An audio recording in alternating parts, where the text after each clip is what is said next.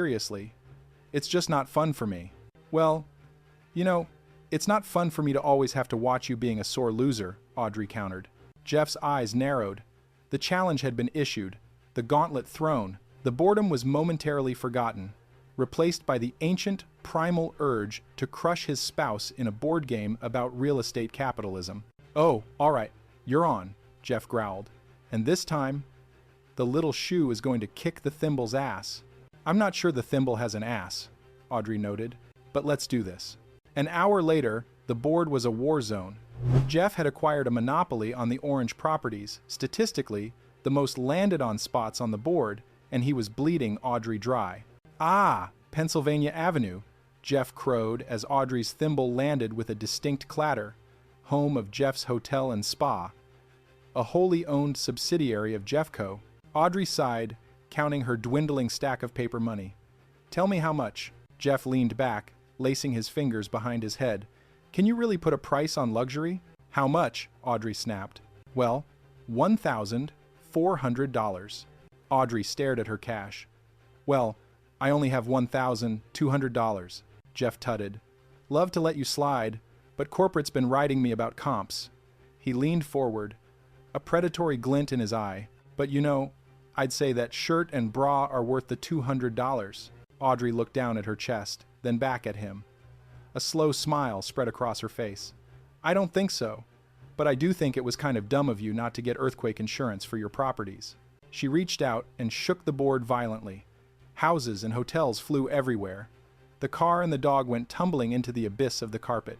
Uh-oh, Audrey said, feigning shock. Uh-oh, looks like it's going to be a big one. Jeff stared at the ruins of his empire. Then he looked at his wife, whose eyes were sparkling with mischief. Now it's fun, he declared. $400. $400 for the shirt and the bra. Chapter 4. The Naked Truth. The art project Faye had been invited to turned out to be less about painting and more about being. Specifically, being present. Even more specifically, being present without clothes. Jen had managed to escape that particular outing, but the vibe had followed Faye back to the apartment. The next morning, Jen stood in the hallway with Jeff. So, you nervous about meeting Adam's mom? Jeff asked, mocking their earlier conversation. No, Jen said quickly. Faye and I have talked on the phone. She's really nice. Oh? Yeah? All mothers must seem that way. Jeff began his routine again. Jeff, stop! Jen cut him off. Something happened. What? Faye, Jen whispered, looking over her shoulder. She thinks it's okay to walk around the apartment naked in front of us. Jeff's eyes widened. Really? Naked? He paused, a purely scientific curiosity taking over. How's your body? Smoking, Jen admitted begrudgingly. But Adam didn't even flinch, so, you know, I don't know if I'm overreacting or if I... Her phone rang. Oh, I gotta go. Okay, bye. Jen fled. She needed normalcy. She needed structure. She needed a movie theater where people wore clothes and sat in the dark. Later that evening, the four of them, Adam, Jen, Faye, and Russell, who had somehow attached himself to the group, were at the cinema. They were seeing a documentary about Che Guevara, Faye's choice. Wow, Russell whispered as they took their seats. Prime location. It's a documentary about Che Guevara. I didn't exactly have to put a sweater over a seat. Where's your mom and Russell? Jen asked Adam.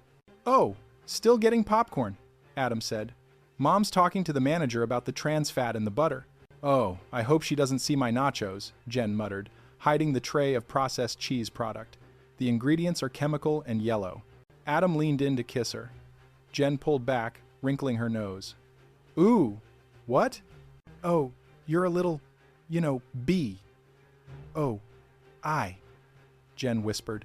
Did you use deodorant? Oh, yeah. I used this natural stuff Mom gave me, Adam said proudly. Do you know there's aluminum in the kind we use? Yeah, I believe it acts as a stink shield, Jen hissed. Yeah, this deodorant's better for the world, Adam countered. Not the world downwind of you, Jen said. Faye and Russell returned. Faye slid into the seat next to Adam. The manager ignored me, Faye announced. I only wish I could show him pictures of people's arteries after they eat that popcorn. She glanced at Jen. I didn't get any popcorn. So, Faye, Jen said, trying to pivot to safer territory. I thought tomorrow we could head out for a big, fun day of shopping around 11. Faye's face fell. Oh man, I totally spaced. I know we made plans, but I can't go. I got really involved with this art project. Jen felt a sharp pang of rejection. Oh, that's too bad. I wanted to show you some wedding things. Well, honey, you and Adam don't have a date set yet, do you? Faye asked. No, but don't worry. When we do set one, I'm really excited to have you involved in all the planning. Faye smiled a benevolent, enlightened smile. Well, you guys are so great together. To be really honest, I'm totally cool if you don't ever get married. Jen froze. Huh? You guys are already living together. You don't need government permission, Faye said, waving a hand. I mean, who needs a piece of paper to prove anything? I kinda do, Jen said, her voice tight. And I thought Adam did. I mean, no disrespect to you, Faye added, turning to Russell. I know you and Chef never got married. Russell blinked. Chef? Jeff, Adam corrected. Wait, she thinks Russell is Jeff? That's true, Russell lied smoothly, leaning into the role. But we had a wonderful Navajo ceremony. Oh, Faye said, delighted. I thought that picture of you in the squat outfit was from a carnival. With the peyote, it sure felt like it, Russell added. Chapter 5. The Walls Have Ears. That night, the sleeping arrangements were awkward. Faye was in the guest room. Adam and Jen were in their bedroom, separated by a thin layer of drywall and a lifetime of repressed Freudian issues. Got you all set up in our bedroom. Adam called out to the living room where Faye was settling in, having displaced them. Oh, thanks, baby, Faye called back. I think I'm gonna crash now. Good night, Adam said. Good night, Faye replied. Then, a pause.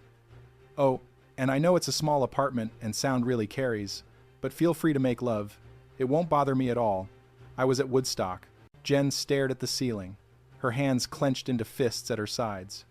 You heard the woman, didn't you? Adam whispered, reaching for her. Jen slapped his hand away. Yes, I did. It's you.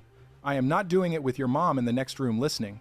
Oh, and if you want, there's a book on tantric sex in my carry-on. Faye's voice floated through the wall. Tantric sex? Jen mouthed, horrified. It's okay, Mom. We're good, Adam shouted. No, we're not good. We're freaking out, Jen hissed. Shh, out of my sight. God. Hey, why are you being so uptight? Adam asked, sitting up. You need to mellow out. Oh, I'll mellow out once Nixon gets our troops out of Nam and I spark up a doobie, Jen snapped. Why are you making fun of my mother? Hey, I have been very patient with her, but you have to admit she's a little bit kooky, Jen said.